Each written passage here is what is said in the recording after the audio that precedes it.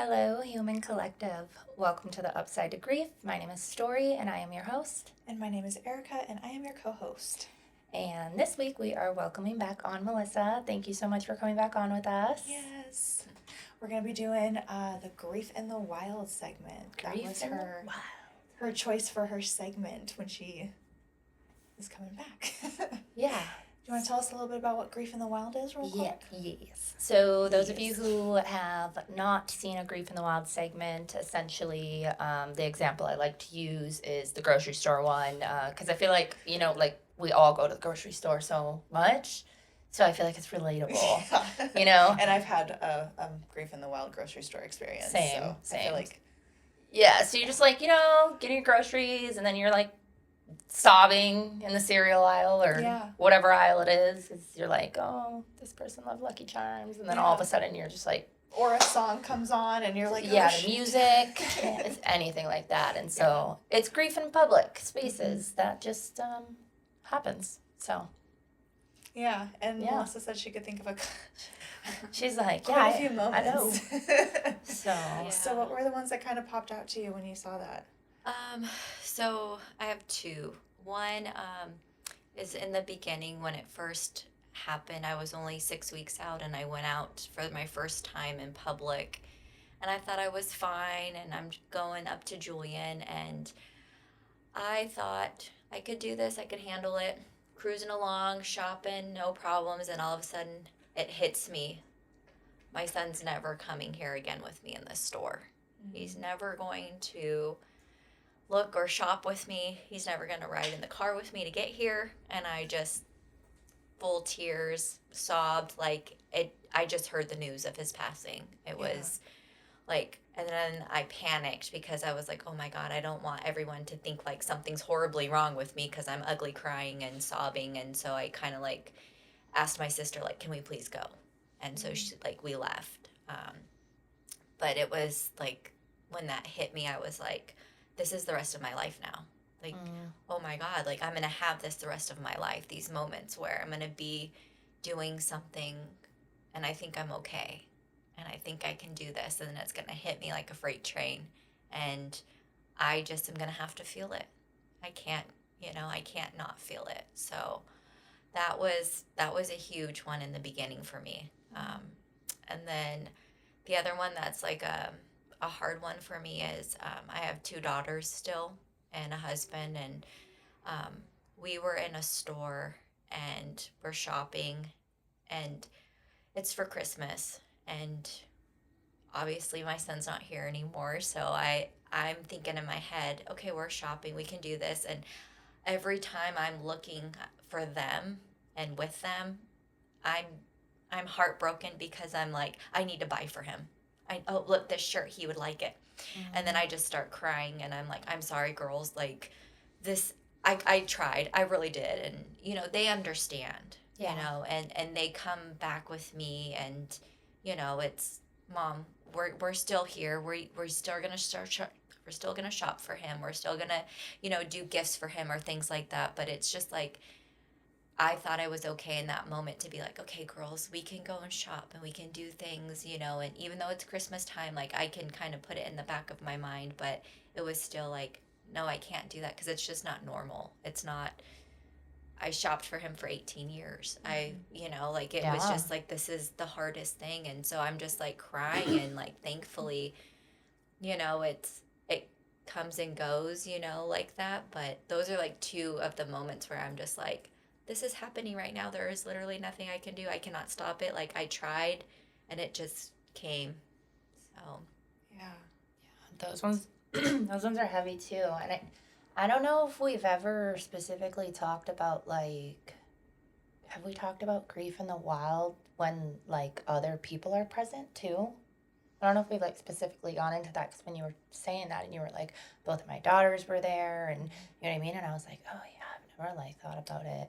Not in the moments that we've specifically talked about. I don't think so. I think they've all been like solo moments of grief in the wild, like being alone when we've done this segment. And so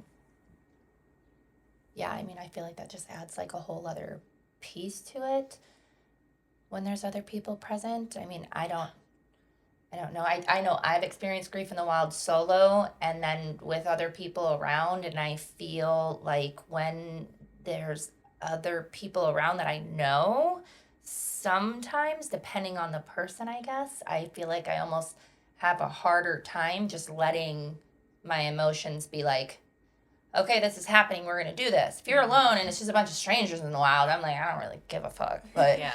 you know, then I got like friends or family, and I know everybody's like supportive and all that, but there's always just this little piece of me that's like, fuck, we were supposed to do something good today, like shopping or this or that, and I'm like, here we go. Okay, let me just fucking ruin everyone else's days. But I know that's not how they feel. Right. You know what I mean? So I feel like it adds like this other piece to it. Well, it sounds like your daughters were super loving and present. Yeah. I mean, from the beginning, I kind of just told them this is who I am now. I'm going to cry all the time whenever I can, like, because literally I cried for so long that my tears were burning my face. Like, a friend gave me arnica cream to put on to help, my skin. And, and I told them from the beginning, like, this is me. I don't know how long this is going to be. And so they were understanding. And even my sister too, but I've had moments where I'm, walking in a store and I'm just, why did I come here? What was, like I've had those moments where I'm like, okay, I just need to leave. And then I get to the car and I'm like, that was scary. I don't even remember why I went to the store, but those two core moments are pretty much the ones that I'm like, those are the wild ones for me. Yeah. Yeah. And those are also the ones that, in my experience, talking to people who've experienced grief, they're the ones, they're defining moments because those are going to happen for the rest of your life. Maybe they're not as intense as that very, very, very, very first time that it just like, you're like, oh, this is my life now. But I still have those moments where, like for Christmas for my dad, I still looked for presents for him. I still got him a card for his birthday. I still got him a card. Because I didn't want to stop those habits. I had been doing them for so long. I didn't want to stop. And I like gave myself that grace to be okay with that. I don't think, like for example, I don't think my mom does that. And that's her husband, which is fine. But in my mind, I was like, I'm okay with not stopping doing these things. Like I want to keep doing them, even though every single time I do, like I get hit with that pain.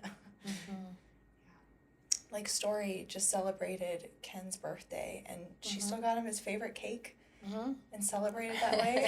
Sang happy birthday. Yeah. Did the whole thing. Yeah, it was nice for what it is. Like, I mean, it's not like it's not nice, but like.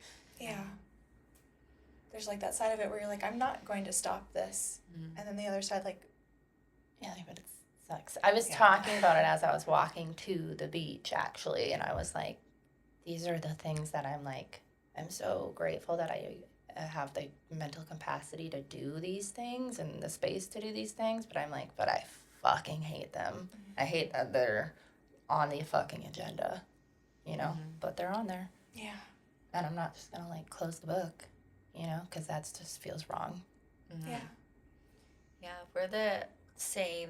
I just tell my family, I'm sorry. At maybe some point I won't do it anymore. I don't know, but this is what I need to do, and they're totally on board with it. And we celebrate birthdays and Christmas and different holidays and stuff, all kind of the same. I mean, we do things a little bit different now because it's been some time, but yeah, we still do all those things. But like those first moments when I'm like, oh gosh, this is scary. This is getting like my whole life forever now. So, yeah. I really love that you kind of said that out loud to your family too. Like this is what's going on. Yeah. Right? This is who I am now. I don't know how long this is gonna last, but I mean, especially like those initial weeks where like your tears were literally burning at your face because they just came so often, and you didn't know when that would stop. I remember I had good experiences like that, but I did have one friend who was mad at me for the change in who I was. And I'm like, my dad died. I'm not ever going to be the same again. Yeah. And I'm sorry if you can't accept that. It was that kind of feeling, and it was really weird because I just didn't expect it. Yeah. And I'm like, I'm not gonna deal with your anger and grief while I'm like right in mine. Like I can't. It was like within a month of him passing. Wow. And it hurt, and I feel like it made like a permanent shift in our relationship. But yeah, I remember that very vividly. So I'm so glad that you were able to vocalize that, and then your family's just, they're like, yeah. Yeah. Even once I posted on my Facebook finally, when I like, because it takes time when you hear like, you know, your son's never coming back, or, you know, loved one's never coming back. So like I couldn't say it out loud. I couldn't even tell my mom. I couldn't call my mom and tell my mom. I had to have my brother. I couldn't do it. So when I finally put it on Facebook, I told my friends and stuff on Facebook, I'm like, if you don't like it, you can unfriend me. Like, I can't tell you what I'm gonna say on here anymore. Like, Yeah. I kind of felt like a loose cannon a little bit. Like, Yeah. this is my life, and if you're my friend, then you're along for my life ride with me. And if you're not, see you later. There's the door. I don't need you to tell me he's in a better place. I don't need you to tell me like God has a plan, like all those things, which I know it's coming from a good place, but like I'm raw right now. Like I don't need to hear any of that. I just need you to just be a friend, and if you don't want to see it, then don't be my friend. You know. I feel like even shifting that, right? Because like, right, it's coming from a good place. We say that too all the time, but I think really it's that it's coming from an uneducated place. People aren't educated about how to talk about grief. So, I mean, I'm not saying that they're not saying it because they are trying to like give comfort, but like it's there's nothing comforting about it. Like you're literally just like saying random sayings about somebody that I really care about passing, and you have no idea what you're doing, and like it's just wild. It's just wild to me. So 100%.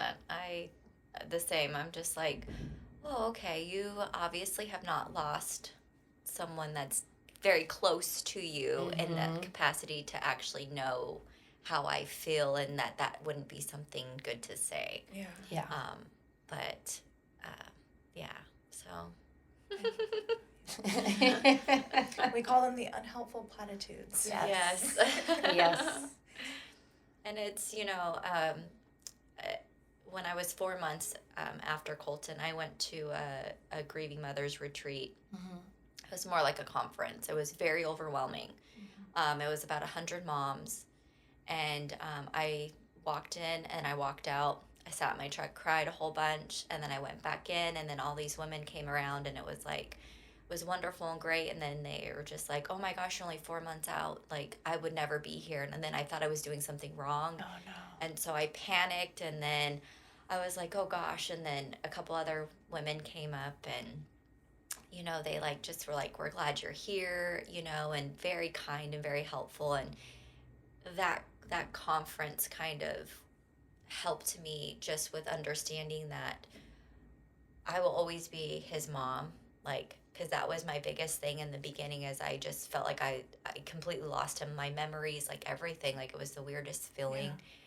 And then so one of them said that you will always be his mom, you grew him in your belly, you birthed him, you raised him, like you're always his mom, his birth can't change. And I was like, oh my God, you're right. So I took that, and I was like, okay, I got this. And then the other thing that was like really nice, even though it was so overwhelming, I did learn that no matter if he's gone for 20 years, if he's gone for 5 years, if he's 50 years, whatever it is, well, however I choose to honor him, what I choose to do for him or with him, or however I want to look at it, whatever I want to call it, that's what I get to do. And no one gets to tell me that this is unhealthy, this is wrong, you shouldn't keep doing that, you know, things like that. Because that's like another thing, like I'm like, oh my God, am I grieving my son wrong? Like there's no book in the beginning. There's, hey, let me tell you how to be a mom, how to have a baby, but there's no like, hey, by the way, there's a chance that you might lose your baby or your son, or, you know, like there's not that information out there. So I had those two like key walkaways with that retreat, and it kind of then helped set me up for like, okay, like this is really about me and how I handle it. And, you know, I don't have to worry about what other people say, you know, because some people do say things where you're just like, okay. And at that retreat or the conference, there was they had a speaker, and he said it perfectly. He's like, yeah, I had just lost my daughter, and I had to get on a plane, and it had only been like 6 weeks, and I sat next to this lady, and she was all sobbing, and you know, of course, me just being kind and compassionate, I was like, are you okay? And she's like, no, I'm not okay. I just got the call that my cat Fluffy died, and you know, I just am so upset. And he's like, I'm thinking in my mind, this lady is sobbing like she just lost her child. And, you know, here I am sitting next to her. So, like, he at first was like very kind, I guess, and, you know, the conversation. And then she was just like, I don't know. I think I might just have to cancel my trip and go home because I can't live without my cat. And she, you know, kind of continued the conversation. And then he was like, I'm sorry, ma'am, but I just lost my daughter 6 weeks ago, and this is really like bringing a lot of feelings on for me. And she was like, oh my God, well, then you know exactly how I feel.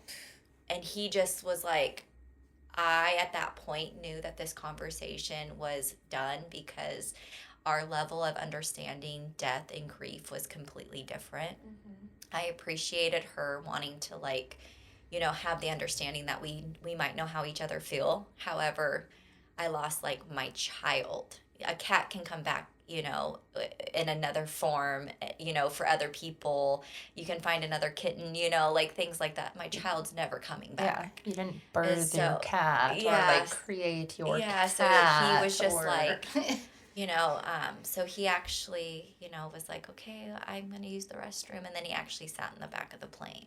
And so for me, hearing that, I was like, okay, so there's going to be those people out there. They're only going to come to you and meet you at their grief level that they've experienced.